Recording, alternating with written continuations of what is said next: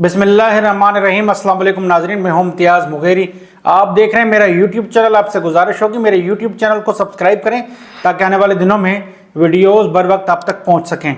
8 फरवरी को मुल्क में इंतखाबात होने जा रहे हैं।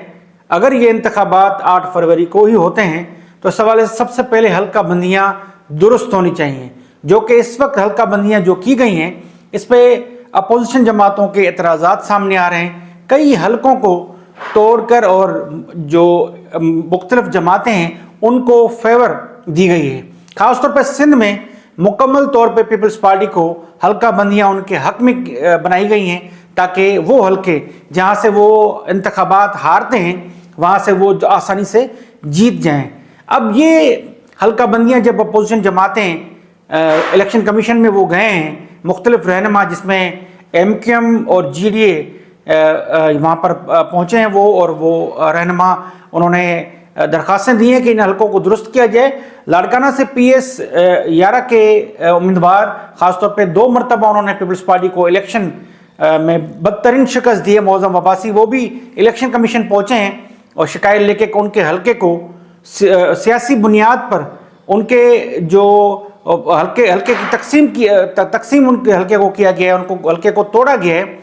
वो हल्का अब PS 11 और 12 में तकसीम किया गया है, उससे उसे सियासी नुकसान पहुंचाने और पीपल्स पार्टी को फ़ायदा पहुंचाने के हवाले से काम किया गया है। इस हल्का बंदी को मुस्तरद किया उन्होंने और वो वहाँ पहुँचे हैं। इसके साथ साथ MQM के रहनुमा भी गए हैं कराची और मुख्तलिफ जो डिस्ट्रिक्ट हैं उस हवाले से शिकायत लेके GDA के बाकी रहनुमा भी जा रहे हैं। और सिंध में ये ख़ास तौर पर पीपल्स पार्टी को आसानी से वो हल्के जहाँ से वो हारते हैं या जहाँ जिन हल्कों में उन्हें मुश्किलात पेश आती हैं वहाँ पर उन्हें सहूलत फराहम की गई।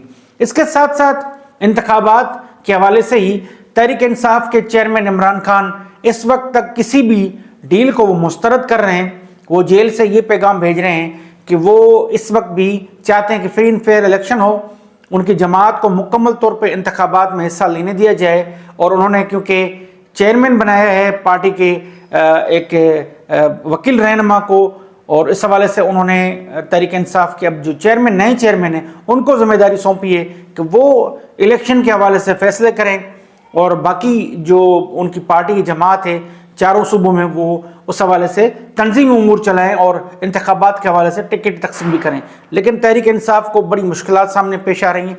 इस फैसले के बाद साबिक वज़ीर-ए-आज़म इमरान खान और साबिक चेयरमैन तहरीक इंसाफ के फैसले के बाद अब इलेक्शन कमीशन मुतहरक हुआ है, वो समाअत कर रहा है और अब उन्होंने समाअत रखी है जेल में। वो जाएंगे जेल और तहरीक इंसाफ के रहनुमा और ख़ासतौर पे साबिक रहनुमा फवाद चौधरी और साबिक वज़ीर-ए-आज़म इमरान खान के ख़िलाफ़ वो समाअत करेंगे जेल में। अब देखना होगा कि वो इस समाअत में क्या फ़ैसला करते हैं।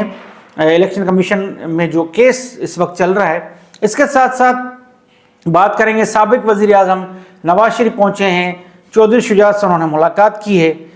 चौधरी शुजात से जो उनकी मुलाकात है, चौधरी शुजात किस वक्त जो सेहत है और उनकी जो सियासत के हवाले से वो गैर फाल नज़र आते हैं। उनके बयानात जितने जारी होते हैं उनके बेटे करते हैं बयानात जारी, और वो उनकी जो सियासत है चौधरी बरादरान की ख़ासतौर पर जो मुतहरिक होते थे सियासत में, वो परवेज़ इलाही इस वक्त जेल में है। तहरीक इंसाफ के वो सदर हैं और इसके साथ साथ तहरीक इंसाफ के अब अहम रहनुमा हैं चौधरी परवेज़ इलाही। अगर वो बाहर आते हैं तो तहरीक इंसाफ का एक वोट बैंक है पंजाब में, जिससे नून लीग को बड़े खतरात लाके, और इसके साथ साथ चौधरी परवेज़ इलाही अगर बाहर आते हैं तो बड़ी तादाद में पंजाब असम्बली की नशस्तें और कौमी असम्बली की नशस्तें, वो क्योंकि बड़े सियासी सूझबूझ रखते हैं चौधरी परवेज़ इलाही और सियासी तौर पर मुतहरिक वो होते हैं और पंजाब को सही तरीके से समझते हैं। अगर वो बाहर आए तो वो सियासी नुकसान पहुंचाएंगे नवाज शरीफ की पार्टी को, उनकी जमात को। इसलिए नून लीग चाहती है कि PTI भी इंतखाबात में ना हो और चौधरी परवेज़ इलाही भी ना हो और साबिक वज़ीर-ए-आज़म इमरान खान भी जेल में ही रहें ताकि वो इंतखाबात मैनेज कर सकें और उस हवाले से वो जीत सकें, नताइज अपने हक में हासिल कर सकें। अब ये सियासत जो हो रही है जिसके खिलाफ नवाज शरीफ साहब लंदन से बैठ के बातें करते थे, बयानात जारी करते थे और बड़े इनकलाबी नज़र आते थे, और एक ऐसा लगता था कि वो अब नई सियासत करने जा रहे हैं।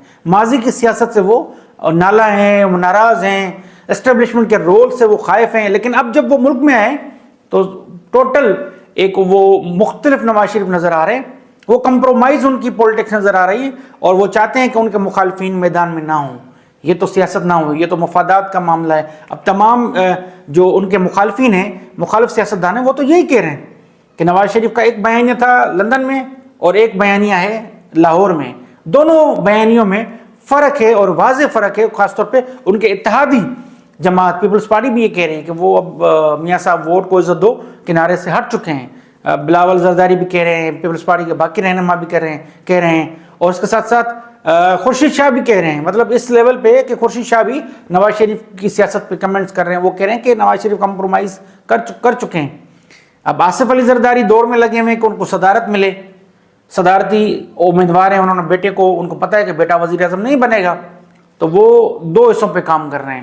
وہ چاہتے ہیں کہ ایک تو سندھ ان کے پاس رہے، دوسرا پہلے میں یہ بات کر چکا ہوں کہ مرکز میں ان کو عہدہ ملے صدارت کا، لیکن مولانا فضل الرحمان بھی چاہتے ہیں کہ صدر پاکستان وہ بنے، انہوں نے بیان بھی دلوا دیا حافظ احمد اللہ سے۔ آنے والے دنوں میں رکھوں گا آپ کو ملکی سیاسی صورتحال، دیگر معاملات سے باخبر۔ ملتے ہیں نیکسٹ ویڈیو میں، تب تک کے لیے اللہ حافظ۔